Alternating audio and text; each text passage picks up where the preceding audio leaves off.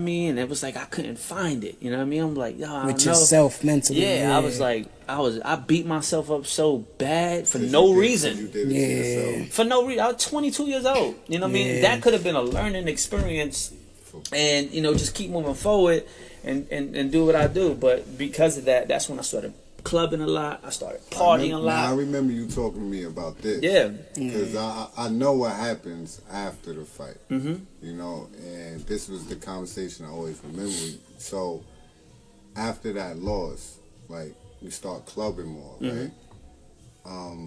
Was that to suffice for... So, and beyond it, like, I was partying around the time I was training. Yeah. This is why I tell people, you know, you can't bullshit. Yeah. There ain't no shortcuts. Mm-hmm. You know what I mean? It's like, I was trying to be a world champion, party like a world champion. I still had a lot to go.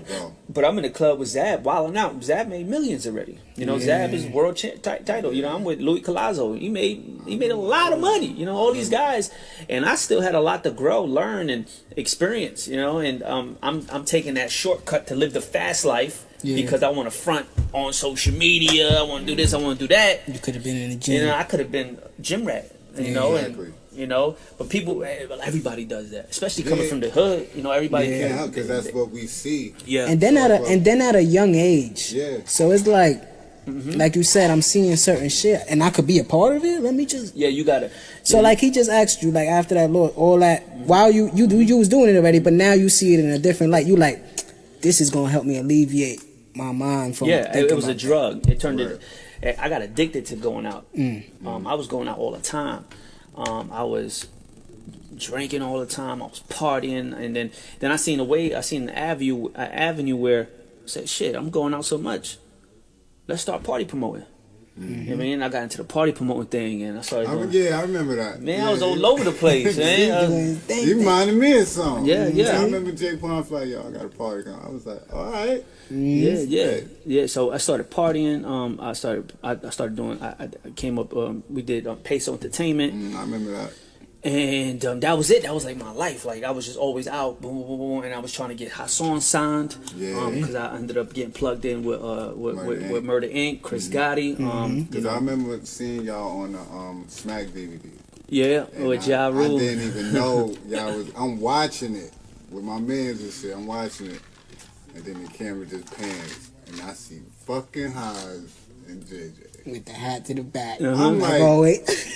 I'm what like, is nah, what the hell? Right? It's like what they sitting in the crib like, huh? Nah, I'm sitting we was in the crib. your crib. Yeah, I'm like, yo, look at Haas. With John on some chill shit. So I was like, oh, they really. Yeah, we were on it. You know, I will always push Haas to get out of his comfort zone because he always wanted to stay in the style. Yeah. It's like everybody want to stay in the style. Like, yo, you gotta come out of this shit. Like, you gotta come out. You gotta step out. The shit, the outside. It's a lot out there in the outside world. And I was clubbing. He wasn't clubbing with me in the beginning.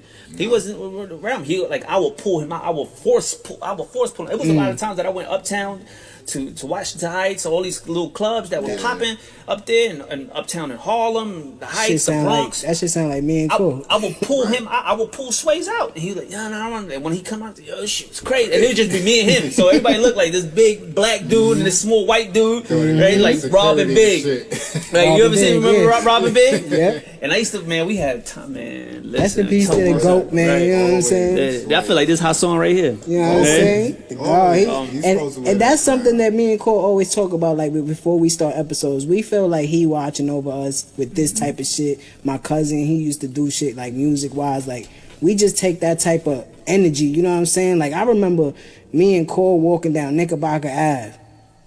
Haas pulled up in the fucking the gold champagne Acura, I believe. He always had a car. He like, yo, I need y'all to hear something. Get in the car. Get in the car. And I'm gonna go get some earrings and shit. Y'all coming with me? We like, all right. Then he threw that shit on the highway shit. Yeah. Oh my God, son. He was ahead of his time with the music. Yeah, 100%. He definitely was, and he could have been killing the game. Right now, I told that to my wife yesterday, the day before yesterday, because I ended up, because, you know, I'm doing vlogs and stuff like that, and I was just going through some music, and I found a lot of his stuff. I'm like, yo, it's crazy. And I always say, yo, he was always ahead of the game. Yeah. I'm like, right now, he'd have been out there. He was that. Yeah. Because I remember Cole coming to me and saying, yo, he got a song with I believe you said Chris Brown at the time. Yeah, he had some joint like that. I'm like, what? This is crazy. So I wanted to get back to the how that happened. How that happened, right? exactly. Me and Swaze grew up. Swaze was the first person. No, Rel was the first person I met. I don't know if you know Rel. He lives in Florida now. Shout out to Rel. Rel lived in my building. He was on the second floor. Hassan was on the third floor. I met Rel first. Rel introduced me to Hassan. It was weird because it's like we're so opposite. Right. Sometimes things just click. You know what I mean? That's why when you started saying that, I was like, it's like me and Cole. He pulls me out the crib, like, yo, you need to come to this battle with me. And when I get there, in the end of the day, it's like, that shit was fun. Yeah, glad I came. It was so yeah. That's how it be. But it was like we met very young. You know what I mean? And we had a brother relationship. It was weird again because we were so opposite but still the same. We like the same things, same principles, and all that kind of stuff. So I always looked up to him in basketball, and it's because I was around him, he'll have me practice basketball, like doing layups and shit like that, because he was like, basically, you ain't gonna hang out with me if you ain't nice, right? So any given moment, somebody gonna call me out on the court. It was a lot of times that he took me to tournaments that they didn't have all the players, and I will put on a big ass jersey and play with them, like Nickelodeon tournament, all this kind of stuff, like so. And then he stopped playing ball, started rapping. I was boxing. I met these guys while I was boxing, Chris Gotti and these guys. This is when Dame Dash started, getting into the boxing. Chris Gotti, all these guys. So they was always in the gym when I went to the gym to spar these other fighters. And I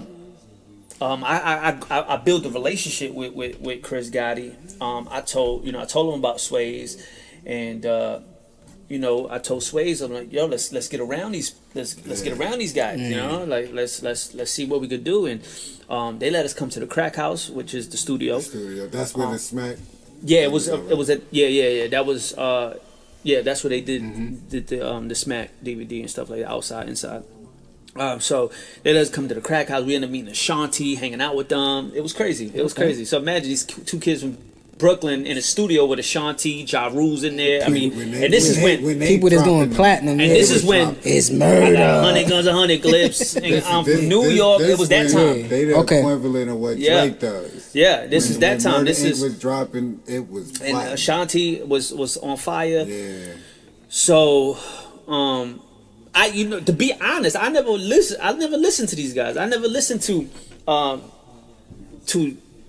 Ja and none of them, but when I got to meet them, I saw how just down to earth he was, how cool he was as a human being, as a man. I was like, oh, this is a cool dude. You know what I mean? He let me sit in his Maybach one time, and he was like in the video of New York, whatever case. Anyway, that's another story. But this is like inspirations you grab from different places. You know what I mean? So. We was in the studio, and we would come to the studio all the time and record. You guys know who News is? News? Yeah, News from the hood too. So News was in there too. He ended up signing with News.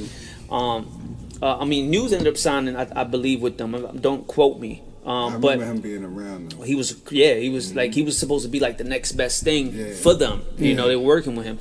I don't know that whole situation. I don't know what happened, but it was Block Gang and all that. It was DJ Envy. Yeah, remember? Mixtape era, man. So they were in the studio all the time, and then me and Swaze. There were a bunch of people coming, just me and Swaze would come. And then, but Gotti just loved our work ethic. You know what I mean? It was just like, yo, these guys are always coming over here, and it wasn't rowdy. We were just working, coming back and forth, working back and forth. And then I remember they gave us a bunch of Murder Inc. beats, and Haas was killing them.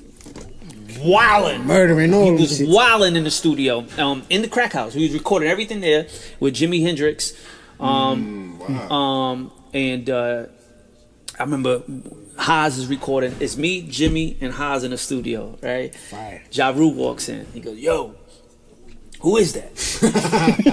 I'm like, "That's my man Swaze." Yeah. He goes, "Where you from?" I said, "Bed-Stuy, Brooklyn." He was like, "Yo, he remind me of Biggie." Yeah, and.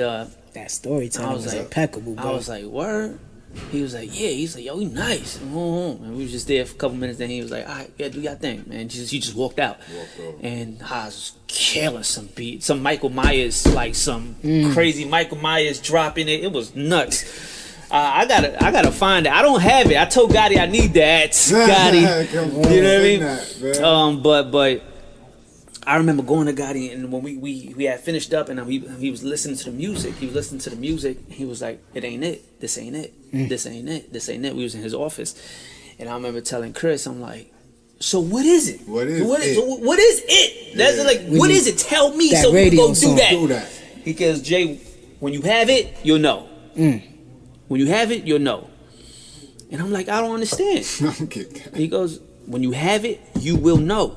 This ain't it. It's good. It ain't it. I'm like, all right, so what we gonna do? We gonna do the work in our studio. We gonna come back when we feel like we ready. That was the worst thing that we did. Get away from the fire. Right. You gotta stay around. You gotta stay around the fire. Yeah. You know what I mean? Because you don't know who you're gonna bump into. You don't know who you're gonna bump into. You don't know the inspiration that you'll get and all this kind of stuff. That was the day we took the A train back home. And say, yo, we're gonna just focus on what we gotta focus on here. Because we had a studio on Macon. Yeah, you know. And Haas was just working from there. But I think that was a big mistake for us for pulling away from the fire, because the relationships that would have been made in the studios and the magic that could have been done in stuff like that. That's a learning lesson. You know. But we were working, man. We were trying to put out a lot of different things. He was putting out music, and he put out I remember that the video. Oh, then also with album, like he did videos. Yeah, he was doing the videos and all that. Nobody was doing. Not that That's time. what I mean. Also, ahead of the time. You know who was helping us a lot too? At the time, True Life. I ended up meeting True Life in a club. I knew people that knew him, and I ended up walking up to him. He came in. I was like, "Yo, what's up? You True?" He was like, "Yo, what's up? Who you?" I said, "I'm Jay Peso." And boom, we ended up just talking, and he gave me his number. Boom. This is when he got signed with Rockefeller. Okay. This is when he got signed with Rockefeller. He had that mixtape, that Apple joint, the NYC Classic New joint. York. That was hard. So he had gave me his number, and I was like, "Oh, okay, cool, real cool." And I would call him up, and he was like, "Yo, come meet me in the Lower." We'd get together in the Lower. We'd go restaurant, just me and him, chopping it up, boom, and then introduce him to Swaze. Man, we was working, man, and and then everything just, True Life got into his situation. Haas passed away, and life, life. You never give up, though. You know, that's that, and that's what we mean by when we watch you. You been through these situations where it's like big major points in your life where you could have just been like, I'm just chilling because ain't nothing going right. And you just decided to be like, nah. And I almost got lost with the boxing situation. I almost got lost with all that.